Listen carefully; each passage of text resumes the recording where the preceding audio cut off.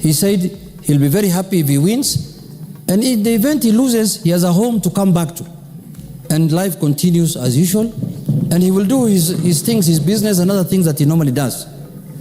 But Mr. Speaker, what has shocked me as a Kenyan, Mr. Speaker, and up to now I am still in shock, is not the loss that we had in Addis Ababa.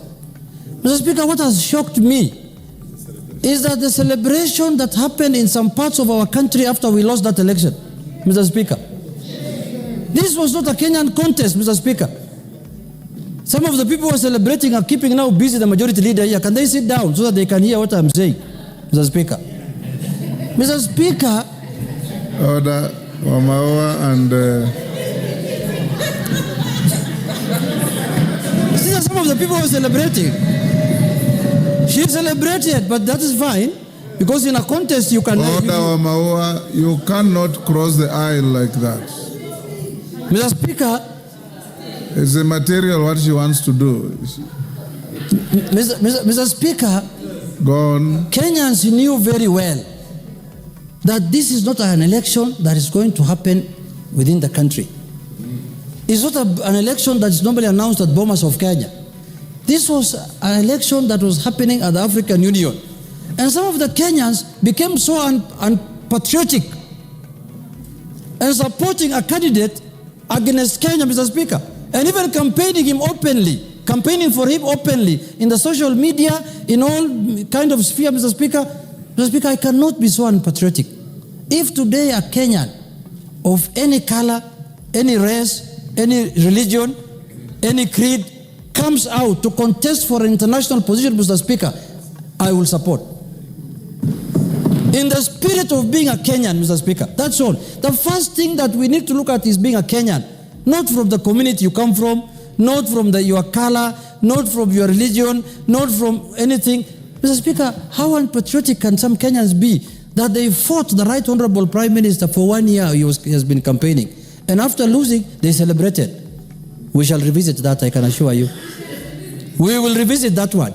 It will not go. We will revisit at the right time. We will also have our day to laugh and to celebrate, Mr. Speaker. And it's not very far, it is coming, Mr. Speaker. It's not very far. You can take that to the bank, and I will remind you the day I'm celebrating that you also celebrated your day. This is my day. Inshallah. Bismillah al-Karim. Mr. Speaker, I also want to congratulate the winner.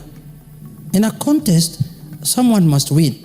And a country that is who is our neighbor in the same region, the Eastern African region, won the election.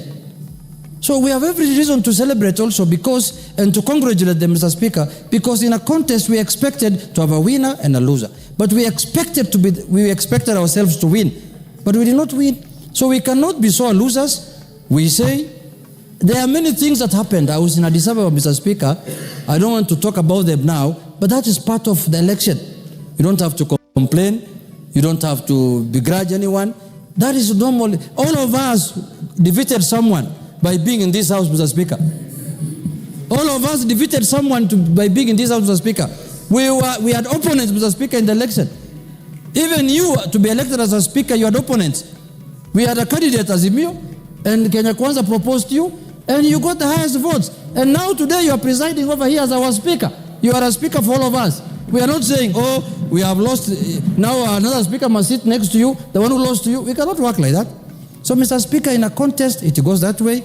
But I want Kenyans to get experience out of this contest, because this is not going to be the last time a Kenyan is going to contest for an international job. And I want to encourage the government of the Republic of Kenya to propose and support Kenyans who are qualified to go for international positions, Mr. Speaker. The UN Secretary General job is coming up in the next year, Mr. Speaker. If there's a Kenyan who feels he's qualified to become the Secretary General of the UN, he should go for it. And Kenyans will support. It doesn't matter whether you win or lose. It doesn't matter. Go for it. So, Mr. Speaker, many countries in this region have done very well, much better than our country, in terms of positioning their people in this multilateral organization, Mr. Speaker. We have not done very well as a country in that sphere, Mr. Speaker. We have to improve our socks and make sure that a lot of Kenyans a lot of Kenyans, even the ones who are celebrating, instead of holding people in villages, in somewhere there in Nyeri, release them, let them go for these international positions if they are qualified. Don't hold people there buying them uji every day, and they are qualified, they have papers, they have masters, they have degrees, everything. Take them out, Mr. Speaker. Wamunyoro is not a church. Unless it's another Shakahola place, where people now go there and they want to die there inside there. So, Mr. Speaker, in conclusion, I want to say that I have thanked the President on behalf of my party, on behalf of my constituency, and on behalf of myself, for showing leadership as our President and supporting the candidature of our party leader. I want to also congratulate my party leader. He's a strong man. Very strong man, Mr. Speaker. And he always has a second chance. If there is any other position to serve in the continent, he will be available. In the world, everywhere, Mr. Speaker, he has been available, Mr. Speaker. He has served the African Union before, and we will continue supporting him. And he is my leader, and we will make sure that we provide our services to the people of this country and to the people of this country, Mr. Speaker, in whichever level we can, in whichever capacity that we can. There are people who thought that this contest was political. They thought that, oh, this is a contest now, or if we lose, ODM will get annoyed. I don't know, annoyed of what? If there are people we should be annoyed with, it should be Djibouti, the people who talk our cap. Yeah, why should we be annoyed with somebody who was not contesting against us? We should be annoyed with the people who defeated us. And we are not annoyed with them also. We are congratulating them for doing a good job. Because African Union belongs to all of us. As a nation, we are part of the African Union. So, Mr. Speaker, with those few remarks, I wish to second and warn the naysayers that you should avoid that kind of thing going forward in future. Mr. Speaker, because if you are going to oppose a Kenyan because of his political affiliation, because of domestic issues, it's a very primitive way of looking at things.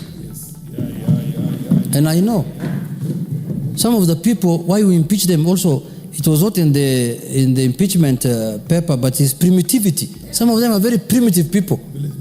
Village mentality. You know, people want to go to international organizations. Instead of supporting them, you are judging them on the basis of what happens in a village, Mr. Speaker. I'm very sad about that. I do not expect people to celebrate the loss of a Kenyan in an international contest. It's a shame. Whichever you are, you cannot celebrate the loss of a Kenyan in an international contest. I repeat again. You cannot do that.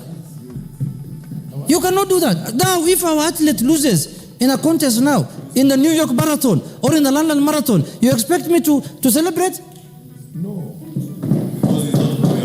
Because it's not from my community? It's not from my region? It's not from my religion? It's not from my village? It's not from my what? Shame on you. Shame. And those people who did that must desist and never to repeat that. I must say that on the floor of this House, Mr. Speaker, because this is where we address issues of concern to the people. And that is an issue of high concern to the people, Mr. Speaker. When we are telling Kenyans that you cannot run in any contest outside Kenya. In the first place, even if we run here in Kenya, they will not vote for us, I know. We have taken very serious that matter, and we don't want it to happen in our country again. We want to support our people. We want to support our Kenyans wherever they are. That is why we impeach certain people, because they were telling us we are not shareholders of this country. That's what they told us. We have not forgotten. They told us that you are not shareholders in this country. I don't know when the shareholding certificate was issued in this country. At independence, everyone was there. You should call for annual general meetings so that we know which shares we have. So you get impeached on that kind of nonsense, and you continue celebrating again with the loss of a Kenyan in an international contest. We will stand firm. We will hold our head high. We have not lost anything. We have, in the contrary, we have gained because we have registered the name of Kenya in the international arena, Mr. Speaker. With those few remarks, Mr. Speaker, I thank you, and I urge all members to support and to register their thanks, especially to the President and to the former Prime Minister who put his line, or his head on the line, Mr. Speaker, for Kenyans. Thank you very much.